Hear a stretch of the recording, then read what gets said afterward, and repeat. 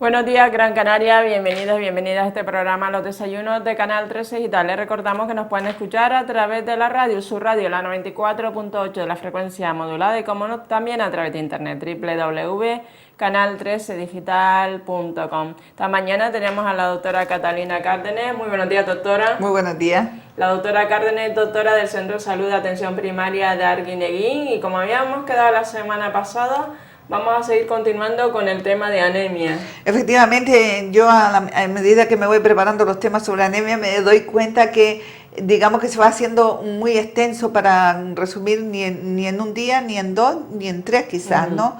Por tanto, cuando ya me puse a preparar el tema de hoy, me di cuenta que bueno, que solo con las anemias ferropénicas, pues prácticamente iba a estar el programa. Con lo cual, pues nada, hoy vamos a dar solo lo que son las anemias ferropénicas, dada su importancia, además, teniendo en cuenta que es la anemia más frecuente en atención primaria y en la población general. Por tanto, yo creo que merece una mención aparte y dedicarle este tiempo para entender un poquito pues su etiopatogenia, su origen, bueno, un poco todo lo relacionado con este tipo de anemia y bueno, entenderlo un poco y ver pues cómo se puede paliar. Vamos entonces a empezar efectivamente. Ya en el programa anterior di un poquito un esbozo de lo que era anemia ferropénica en sí, porque realmente es una anemia muy frecuente y más frecuente en mujeres, si lo miramos desde este punto de vista. Y para cualquier tipo de anemia, doctora, no debemos automedicarnos. Efectivamente, mucha gente simplemente tiene cansancio, astenia y demás, y empieza a tomarse hierro porque cree que tiene anemia. Entonces, cuando ya tú llega a la consulta de atención primaria y tú le solicitas el análisis, pues está, digamos, los resultados no son los que tú quisieras que no hubieran tomado hierro porque ya están, digamos, artefactados por el hierro que está tomando. Entonces yo le recomiendo a todas aquellas personas que por lo que sea, que por motivos de estrés, por motivos de cambio de estación, se sienten cansados, que se puede confundir a su vez porque es uno de los síntomas que se presentan durante la anemia ferropénica, que acudan efectivamente al centro de atención primaria, a su médico de cabecera, que le solicite, si el médico no se lo solicita en sí, que se lo pida el paciente al médico, ¿no? Que ya, bueno, que la respuesta ya depende de cada médico en sí, pero en general no nos solemos negar. Quiero decir, nosotros escuchamos mucho al paciente y si el paciente efectivamente lo que tiene es cansancio, agotamiento y demás, hay que empezar descartando también, pues eso, pues una anemia por déficit de hierro o una anemia ferropénica. Y vamos a empezar definiendo lo que es una anemia ferropénica. El déficit de hierro constituye la causa más frecuente de anemia. Por lo tanto, la anemia ferropénica es la anemia más frecuente en mujeres fértiles por pérdidas menstruales, en la población pediátrica o mujeres embarazadas por aumento de los requerimientos. Hay que tener en cuenta que los niños, efectivamente, nosotros muchas veces pensamos que con la alimentación tiene suficiente y a veces no es así. Nosotros nos encontramos con niños pues que no rinden lo suficiente en los estudios o que simplemente tú los ves y a simple vista dices, pues están un poquito como más pálidos, más decaídos, llegan y se tumban, no aguantan jugando al fútbol, no aguantan jugando a otro deporte y entonces pues hay que también practicarles una analítica para ver si realmente tienen déficit de hierro, ¿no? En el caso de las mujeres embarazadas, pues obvio, ¿no? Es evidente que las mujeres embarazadas pues necesitamos, cuando estamos en este periodo, pues un aporte, ¿no? Porque no es suficiente los alimentos que nosotros ingerimos de la dieta. El resto pues sería por pérdidas gastrointestinales fundamentalmente, por alteraciones en la absorción, por dietas pobres o inadecuadas. Vamos a pasar a hablar un poco de lo que es el metabolismo del hierro. El hierro procedente de los alimentos se absorbe en duodeno y primera porción del yeyuno principalmente en forma hemínica, o sea, en forma de hierro en sí, como molécula. Algunas sustancias como los oxalatos, el calcio, los lácteos, el té, el café o cereales dificultan la absorción del hierro. Por el contrario, sustancias reductoras como son el ácido ascórbico, los succinatos, el sorbitol favorecen su absorción. Hay que tener en cuenta que cuando nosotros le decimos a los pacientes que se tomen el hierro, normalmente le decimos en ayunas y con un zumo de naranja. Sí. Peligro de decir en ayunas y con un zumo de naranja. Hay que tener en cuenta que el zumo de naranja es un ácido, efectivamente el ácido ascórbico, contiene el ácido ascórbico y fija el hierro, ¿no? La vitamina C lo que aumenta la absorción de hierro, exacto, porque lo fija. pero puede producir daño a nivel de estómago. Por eso muchas veces las personas que se toman el hierro así en ayuna y con el zumito de naranja, pues lo que ocurre es que termina abandonándolo porque le duele la boca al estómago, que ellos dicen, ¿no? Por tanto, si eso no pudiera ser, pues entonces se hace de otra manera, o no se hace con zumo de naranja, o se hace entre comidas, ¿no? Cuando el estómago esté más protegido o unido a un protector. Pero bueno, como en eso hay tantas diferencias en cuanto a las opiniones de usar protectores de estómago, pues no vamos tampoco aquí a hablar mucho de este tema, ¿no?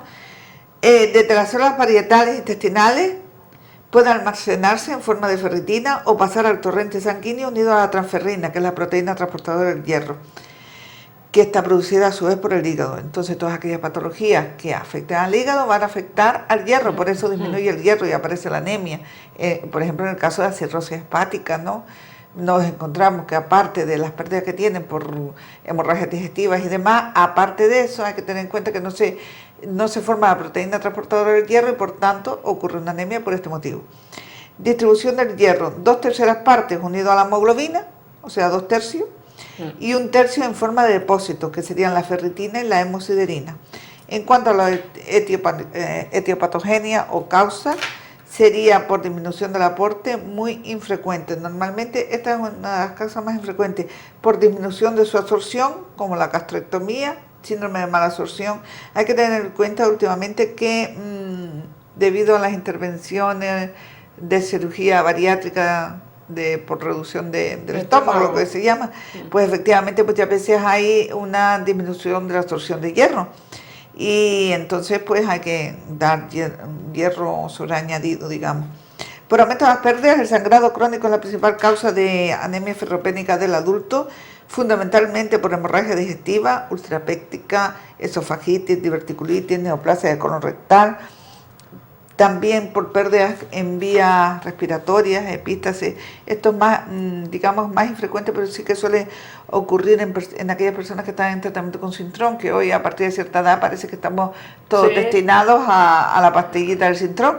También es verdad que al aumentar los años de vida saludable de alguna manera, pues aumenta algunas patologías que llevan añadido el Sintrón. Entre también las infecciones, el Rendu-Osler lleva acompañado la pérdida de sangre, pérdidas a través del aparato genitourinario, y luego tenemos la menstruación, por supuesto, los adenomas y carcinomas uterinos y el cáncer renal. Aumento de las necesidades lactantes. La leche materna es deficitaria en hierro, por tanto, en el caso de que nosotros estemos lactando con leche materna únicamente, pues hay que dar un suplemento, y normalmente se da un suplementito de polivitaminas, ¿no? Por la general los niños suelen tener un déficit de hierro, los niños cuando nacen, ¿no? Efectivamente suelen tener un déficit de hierro, pero ya se le da un complejito, una gotita de vitamina que llevan incluido el hierro o la vitamina que le va a producir ese aumento de hierro. En la adolescencia, digamos que empieza la menstruación en las chicas, y empieza un periodo muy importante que es el crecimiento, que cada vez, como digo yo, los niños pues crecen más. Ya nos encontramos con niños que a los 14 años pues pueden tener unas tallas que rondan el 1,70 y entre el 1,70 y el 1,80. Todo ese crecimiento, digamos que favorece que el hierro disminuya, porque estamos gastando de todo. Estamos gastando calcio, el organismo no se forma de la nada. Quiero decir que por mucho que el niño coma, el niño necesita aparte de eso pues unos suplementos. En este caso se recomienda efectivamente los suplementos de hierro y quizás de calcio en la adolescencia, y sobre todo en las niñas que empiezan a menstruar, sobre todo teniendo en cuenta que las menstruaciones al principio son muy abundantes. Yo me he encontrado con adolescentes que tienen la regla pues durante 10 días en grandes cantidades, en muchos días y mucha cantidad, o sea que, y eso lleva efectivamente que si tú no le pones tratamiento a tiempo, cuando tú le vas a hacer una analítica te encuentras con una hemoglobina de 9. Hay que tener en cuenta que además esta etapa es la etapa donde las niñas pues están, digamos, en la ESO, en la ESO, que a su vez tienen que aumentar el rendimiento, donde empiezan pues a salir pues con sus amigos y demás, y a lo mejor descuidan un poquito más la alimentación. Por tanto, hay que acompañarles de un suplemento de hierro que no tiene mayor importancia, sino simplemente que sus padres lo llevan al médico de cabecera o al pediatra si son menores de 14 años, o incluso al médico de cabecera, ¿sabes? Que puede estar también con el médico de cabecera aunque no tengan los 14, con el médico de adulto me refiero, y añadirle un suplemento de hierro. Es verdad que cuando es por aumento de la regla, digamos, de la menstruación, no necesariamente hace falta hacer un análisis. Quiero decir que muchas veces ya hay un truco que utilizan muchas personas, y es que el tiempo que está menstruando lo cogen como norma. El tiempo que está menstruando, tiempo que está tomando hierro. Que puede ser un truco que sirve para, digamos, que esas pérdidas que ocurren en ese momento no dejen, digamos, el organismo en un déficit. Es verdad que el hierro se debe tomar todos los días de una manera continuada, pero también es verdad que en contra de no tomar nada y de caer en una anemia y bajar y llegar a un momento donde, digamos, las jóvenes adolescentes pues no pueden prácticamente ni caminar, ¿no? Dice que se cansa, que no puede hacer ejercicio, no puede hacer deporte, pues yo creo que es válida esta opción como truco, porque también es verdad que los adolescentes o las muchachitas a esta edad pues no quieren estar tomando una pastilla o una ampolla de hierro todos los días. Por tanto, yo creo que sería un truco. Yo lo utilizo a veces como truco. Digo, si no quieres tomártelo todo el mes porque, bueno, te sabe mal, tú sabes lo que pasa, ¿no? Sí. Es que me sabe muy mal, es que no puedo, es que me provoca, bueno, pues tómatelo entonces. Junto con, te empieza la regla, empieza a tomarte el hierro. Se acaba la regla.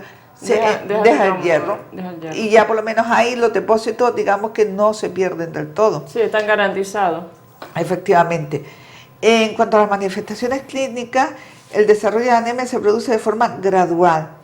Disminución y agotamiento de las reservas de hierro, ferropenia latente, inicio de la eritropoiesis ferropénica con disminución del volumen corpuscular medio, y finalmente aparición de anemia microcítica hipocrómica.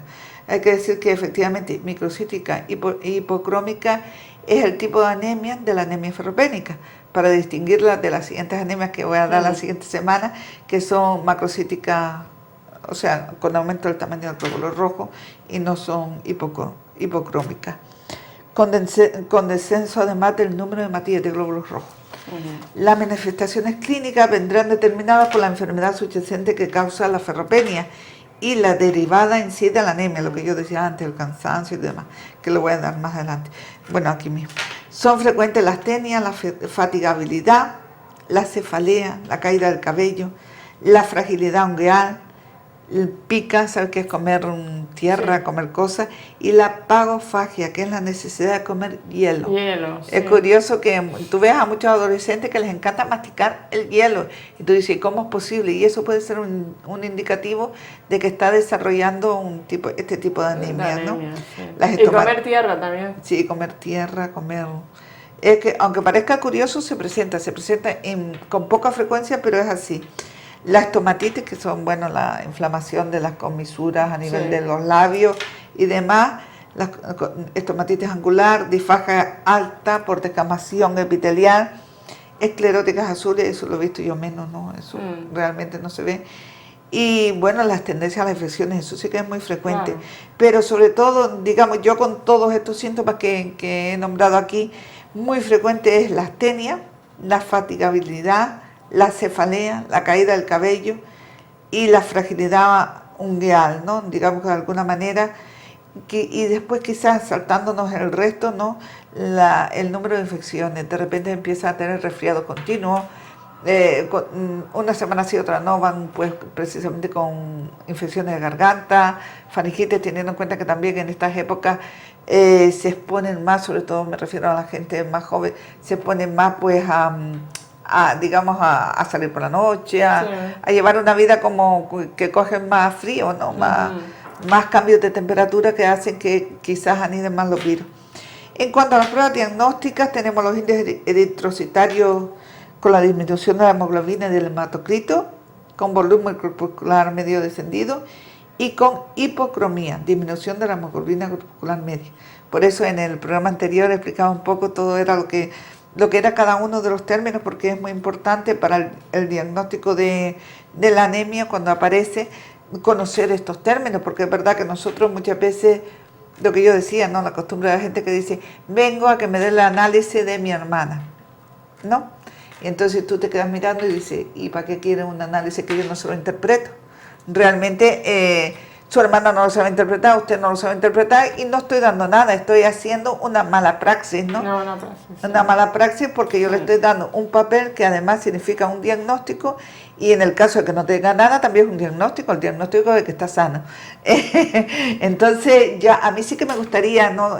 Yo creo que estos programas también sirven un poco para aquellas personas que los vean, de concienciar a aquellos usuarios del Servicio Canario de Salud o de la privada, de quien sea, no me da igual, de que realmente pedir una analítica de otra persona o déjeme el análisis que se lo voy a llevar al especialista, eso no sirve de nada. La petición de una analítica se la tiene que dar el médico que se lo pidió, y aún así si se lo pidió otro médico pero fue a través del médico de cabecera, siempre el médico de cabecera cuando le imprime o le saca ese análisis o simplemente se lo mira por pantalla, le tiene que dar un diagnóstico. Quiero decir, está usted bien, está mal, en esto está un poquito alto, bajo, pero no es un papel que se deja en la administración, porque no es un papel administrativo, es un papel que tiene que ver con la salud de la persona. Confirmar la depresión de hierro, efectivamente, es muy importante si el hierro está bajo. En cuanto a la ferritina, es el mejor indicador de los depósitos de hierro, y es verdad que muchas veces nosotros los médicos de atención primaria no solemos pedir tanto la ferritina. Y el de mejor relación coste-eficacia. Valores inferiores a 10 a 15 son concluyentes de ferropenia. También es un reactante de fase aguda, por lo que está aumentado en situaciones de patología inflamatoria, tumoral o alteraciones hepáticas. Eso quiere decir que la ferritina no está solo relacionada con la anemia, pero con otras patologías, pero exactamente con la anemia puede ser un buen parámetro, teniendo en cuenta que además tenemos otros, que es la hemoglobina, hematocrito, el volumen corporal medio, el hierro y bueno, ferritina. Y ahora vamos a ver índice de saturación de la transferrina. Nos vemos que en la anemia ferropénica está disminuido, la sideremia está disminuida, la transferrina está aumentada porque aumenta la capacidad, la apetencia para transportar el hierro. La tinción de hemosiderina en médula también. Prueba directa y definitiva de la ferropenia, pero poco práctica y cara a la hora de elaborar el diagnóstico de anemia ferropénica. Es verdad que nosotros tenemos que ceñirnos en lo que es atención primaria a aquellas pruebas que nosotros podemos pedir, ¿no? Lo que no podemos es basándonos en los textos, digamos, de hematología y demás. Bueno, pues se puede pedir una tinción de hemosiderina, eso no tiene sentido, ¿no? Eso quizás si hay una complicación en una anemia, la mandamos a hematología y ahí hematología del Hospital Insular o del Negrín, pues entonces sí, pero no tiene ningún sentido. Nosotros desde atención primaria hacemos lo básico, lo importante y lo que nos puede llevar a un diagnóstico, y si no llegamos a ese diagnóstico, entonces es cuando nosotros enviamos a los hospitales, y los hospitales pues normalmente nos suelen rechazar de entrada las interconsultas. Sí, yo creo que es porque sí, ¿no? A veces, muchas veces, pues nos lo devuelve y dice, falta tal cosa, no me mandó el análisis, pero yo creo que muchas veces es una manera de enlentecer también nuestro trabajo, porque nosotros estamos con una carga asistencial bastante alta, y bueno, y muchas veces es verdad que si tú tienes opción, y todas las analíticas ahora están en el ordenador, tanto del Hospital Insular como en el caso nuestro, como a través de nuestro programa Drago, pues yo creo que no hay que estar pidiendo nada más, ¿no? Sino simplemente, oye, ¿lo puedes ver? Bien, ¿no lo puedes ver? Es un paciente, ¿no? Tanto lo tienes que ver tú como lo tengo que ver yo. O sea que no, en fin, en eso yo siempre he sido muy crítica, porque a veces el pedirnos más pruebas para que otra vez, digamos, tener al paciente rebotando de un lado hacia otro, lentifica, digamos, lo que es el diagnóstico en sí. Tanto ahora aquí, por ejemplo, como estaba refiriendo a hematología, como también en otros casos, como puede ser endocrinología, como puede ser ginecología, con tantos problemas que hay. Y todo eso hace que nosotros, pues a veces, eso unido a la sobrecarga asistencial, que no todos los médicos lo tenemos, también es verdad, porque el otro día me comentaban compañeros, dice, bueno, no, aquí es que sobra el médico. Digo, hombre, sobra el médico, digamos, que sí o que no. porque unos tienen muy pocos pacientes y otros tienen muchos. Quiero decir que en todos los centros de salud, hoy por hoy, uno, digamos, con la libre elección de médico, lógicamente el paciente se va hacia aquel médico que, digamos, que de alguna manera le escucha, le trata de una manera. Si tú vas rapidito, cumpliendo los 8 minutos y cumpliendo todos los parámetros que te exige lo que es el programa de atención primaria hoy en día, pues probablemente al paciente no lo puedes mirar a la cara. Y si no lo puedes mirar a la cara, por mucho que tú le hagas y hagas una buena medicina, una medicina del libro, el paciente, digamos que no sale contento de su relación médico-paciente. Y a su vez yo pienso que el médico también, a mí no me gusta una relación médico-paciente donde tengo que estar mirando ordenador, mirando lo que le tengo que preguntar, mirando el reloj para no pasarme los 8 minutos porque ya me está tocando la puerta, asomándome la cabeza y diciéndome por qué hora va, cuando me toca, yo tenía cita, entonces yo, ese giro de puerta ya me lo conozco, ¿no? Por eso un día de la semana pasada que se me rompió la puerta, digo, esto es fabuloso porque ya la puerta desde fuera no me la pueden abrir. Pero bueno, en cuanto al diagnóstico etiológico, vemos que en el caso de la ferropenia, por aumento de necesidades en las embarazadas, etapa de crecimiento, sin sospecha de hemorragias asociadas, se puede proceder al tratamiento sustitutivo sin necesidad de más pruebas diagnósticas. Es verdad que efectivamente embarazadas y etapas de crecimiento podemos dar el hierro sin más, sin ningún problema, porque además no vamos a tener ningún efecto secundario. El problema viene en otro grupo de edades y de posibles patologías, como pueden ser los valores menores de 40 años. Si hay evidencia de hemorragia digestiva, hay que hacer unas pruebas pertinentes como una colonoscopia, esófago gastroduodenal y demás. Si no hay evidencia de hemorragia digestiva ni sospecha, debe investigarse al menos con sangre oculta en heces, en 2 ocasiones, sangre oculta en heces, que tan incómoda es porque hay que estar recogiendo la caca durante un número de días determinado. Si no hay evidencia de la hemorragia digestiva, pero hay sospecha de ella, debería hacerse un tránsito y un enema opaco, que es la famosa papilla esa que te pone, y el enema que es por la parte inferior. En cuanto a al revés. En cuanto a los varones mayores de 40 años, buscar si hay sangre oculta en heces y realizar tránsito y enema opaco. Si fuera negativa, repetir cada 3 meses. En las mujeres en edad fértil con signos de sangrado ginecológico, proceder igual que para los varones menores de 40 años. Diagnóstico diferencial de las anemias, con otras anemias con tendencia a microcítica, en especial con las talasemias. Es verdad que yo esto cuando empecé a pasar consultas siempre lo digo porque me llevaba a confusión.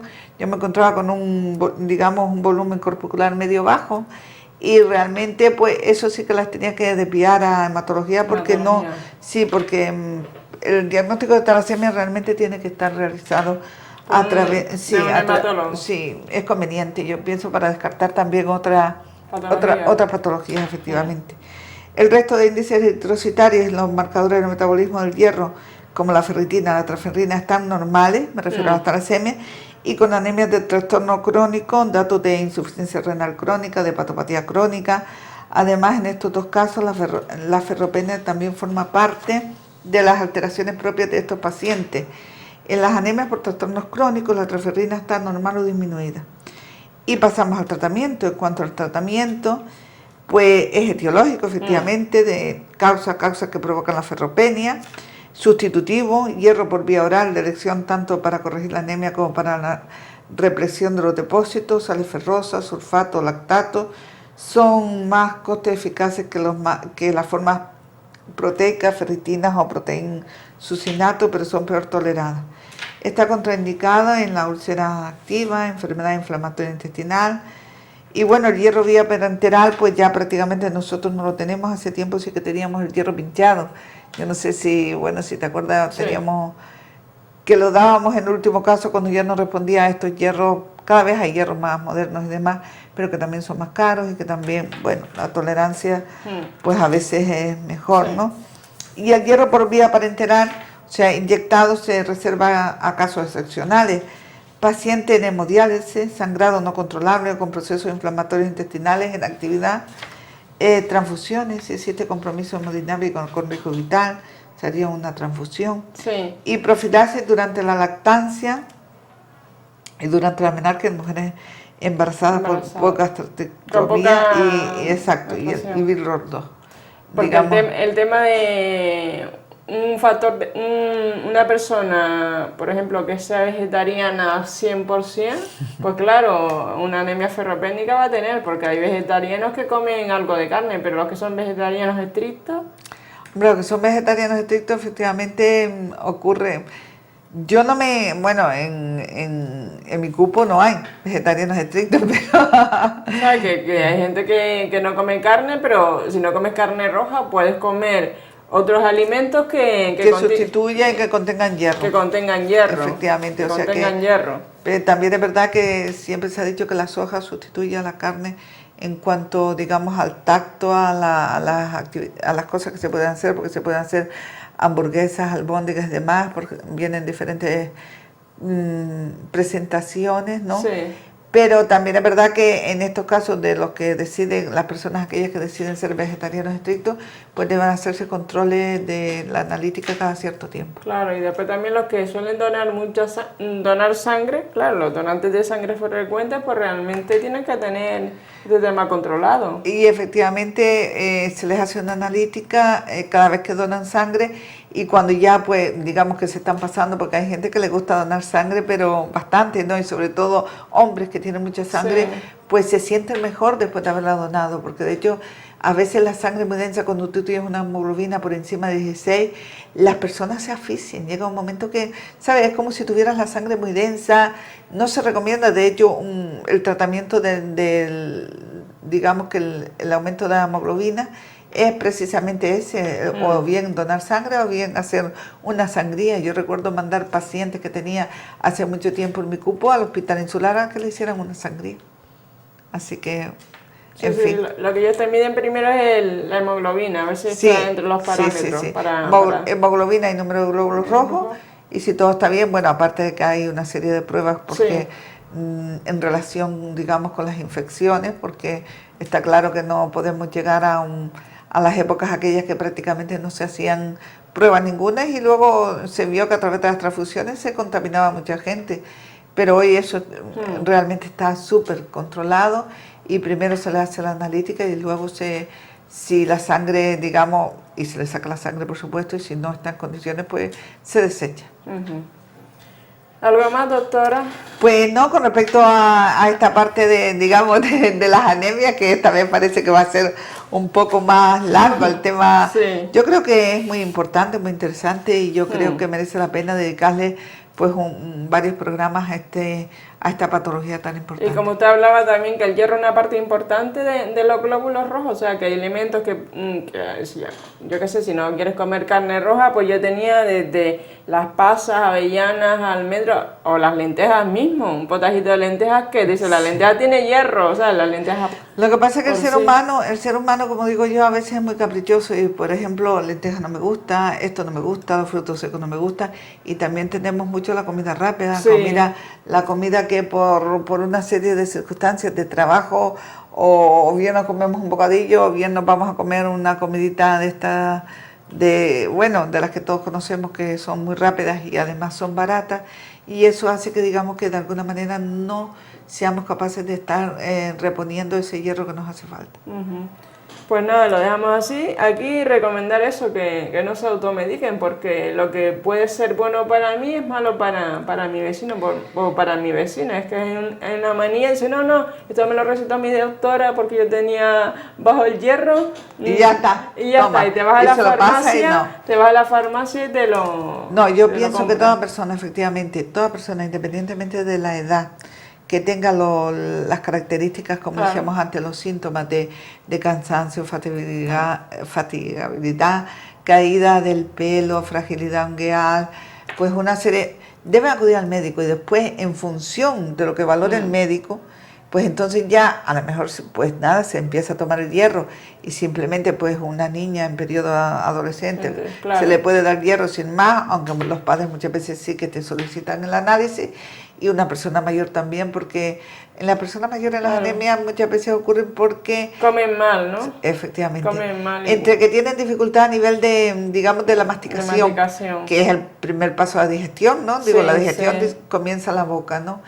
Entre eso, entre que muchas veces están solos Sí. y Y después si tiene algún tipo de patología, porque claro, imagínese un enfermo de Alzheimer, el tema de masticar, exacto, tragar, no quiere. no puede. Afortunadamente hoy también existen los dietoterápicos, lo que pasa que están muy difícil de que nos lo acepten, ¿no? Porque no son medicamentos como tal, pero son ayudas para que los pacientes, digamos, que no se desnutran.